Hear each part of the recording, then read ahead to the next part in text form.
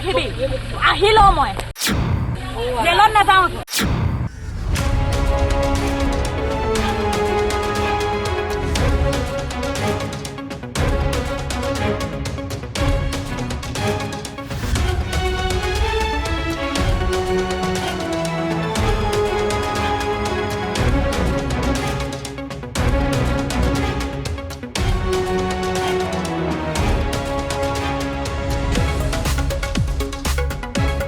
থাকিবি আহিলো মই জেলত নাযাওঁ এই সাংবাদিকে সেইটো আঙুলি 2023 নিধি মাইক্ৰ' ফাইনেন্স বুলি আমাৰ গহপুৰ বৰিগাঁৱলৈ এটা মাইক্ৰ' ফাইনেন্স গোট আহিলে আহি পেলাই আমাৰ 14জনী মহিলা আৰু 2জন ভাইটি প্ৰায় আপোনাৰ 40,000 টকা নি পেলাই তেখেতসকলে লোন দিম বুলি মানে প্ৰত্যেকৰ পৰা 2,000কৈ নিছিলে আৰু ভাইটি 2জনৰ পৰা 10,000কৈ নিছিলে মহিলাসকলৰ পৰা 2,000কৈ নি পেলাই আজি আপোনাৰ 1 বছৰ দিন তেখেতে চুচুৰাই আছে মানে আজি দিন কালি দিন এই কৰিণা মেধি আমি অন্য এতিয়া আৰু এগৰাকীক ধৰি আনিছে আমি সেইগৰাকীক চিনি নাপাওঁ কিন্তু কৰিণা মেধিয়ে একদম পূৰা সম্পূৰ্ণ 100% এছুৰেঞ্চ দিছিলে যে তেখেতে পইচাটো দিবই বুলি মানে এসপ্তাহৰ ভিতৰত দিম বুলি কৈ পেলাই আজি যোৱা বছৰৰ পৰা আজি ডিচেম্বৰ মাহৰ অক্টোবৰৰ পৰা আজি এতিয়া অক্টোবৰ পাবহি এতিয়ালৈকে কোনো পইচাৰ তেনেকুৱা লেনদেন হোৱা নাই সদায় কিবা এটা নহয় কিবা এটা প্ৰব্লেম দেখুৱায় তাৰপিছতে এতিয়া গম পালোঁ সেইটো যে সম্পূৰ্ণ ভুৱা প্ৰতিষ্ঠান বুলি ভুৱা বিত্তীয় প্ৰতিষ্ঠান বুলি গতিকে আমি থানালৈ আহিছোঁ গোটেই মহিলাখিনি লগ হৈ পেলাই তেখেতৰ বিৰুদ্ধে যাতে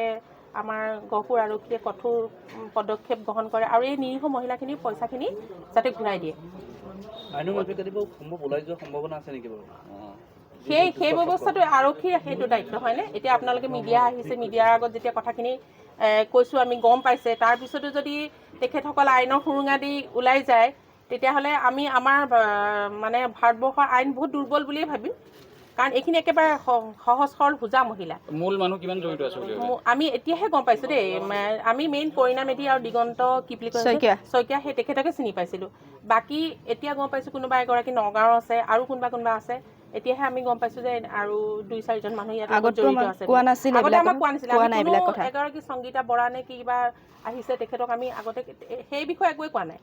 এতিয়া তেখেতে ইন'চেণ্ট দেখালে নহ'ব তাৰমানে আগত বহুতবাৰ আহিছে আমাৰ গাঁৱলৈ বহুতবাৰ আহিছে আহি পেলাই মহিলাখিনিয়ে কোনোবা যদি কাৰোবাৰ ইচ্ছাও নাছিলে ল'বলৈ জবৰদস্তি কৰি পেলাই ডকুমেণ্টছ নি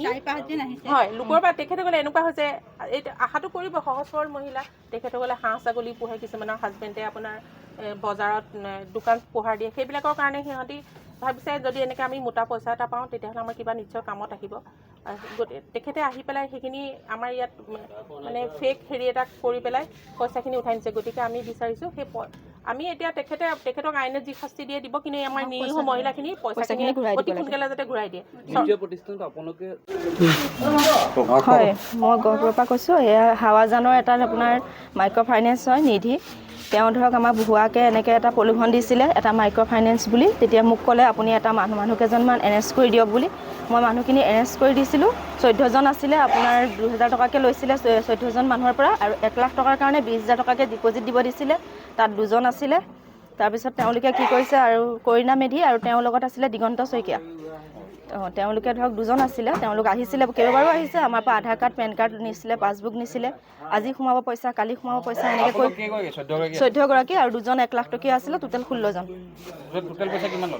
14জনৰ পৰা আপোনাৰ লৈছিলে 2,000কৈ 28,000 টকা আৰু 1 লাখ টকাটোৰ কাৰণে আপোনাৰ 20,000কৈ হয় তেওঁ কৈছিলে নিজৰ পৰা লগাই দিছোঁ বুলি 20,000 টকা লৈছিলে 10,000 কৰি 1 লাখ টকাটো হয় Aadhaar card PAN card voter ID passbook লোনটো নাই পোৱা আমি তেওঁ শুনা পাইছোঁ যে তেওঁ বোলে এৰেষ্ট কৰিছে তেওঁ ওপৰৰ ব্ৰাঞ্চৰ বাইদেউ এজনীক শুনা পাইছোঁ কালি নহয় তেওঁ আমাক কণ্টেক্ট কৰিছিলে তেতিয়া কৈছিলে যে এনেকৈ আমি এটা মাইক্ৰ' ফাইনেন্স উলিয়াইছোঁ আপোনালোকে চিভিল বেয়া মানুহে ল'ব পাৰিব এই কৰিণা মেধি আৰু তেওঁৰ লগত দিগন্ত শইকীয়া বুলি এজন আহিছিলে আজি এবছৰে হ'ল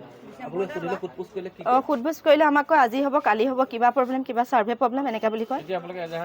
এজেহাৰ কৰিণা মেধিপত দিয়া আছে আমি মানে কি আৰু ন্যায় পোৱাটো বিচাৰিছোঁ পইচাখিনি দুখীয়া মানুহ আছিলে চবে ঘূৰাই পোৱাটো বিচাৰিছোঁ সেইখিনিয়ে বিচাৰিছোঁ নমস্কাৰ মই উৎপল দাস আৰু আপোনালোকে চাই আছে এনি ভাৰত আৰু আপোনালোকক জনাবলৈ পাই মই বহুত সুখী হৈছোঁ যে আমাৰ সকলোৰে মৰমৰ শ্ৰদ্ধা জুবিন গাৰ্গৰ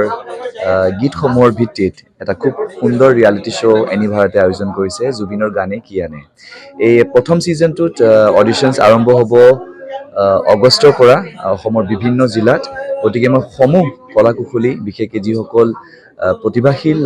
গায়ক গায়িকা আছে আমাৰ সমাজত তেওঁলোকলৈ মই এটা আহ্বান জনাইছোঁ, তেওঁলোকে প্ৰস্তুত হওক এই ৰিয়েলিটি শ্ব'ৰ বাবে। আৰু তাৰিখটো হৈছে 15 আগষ্ট 2024 চন, এনি ভাৰতৰ অডিশ্যন, জুবিনৰ গানে কি আনে।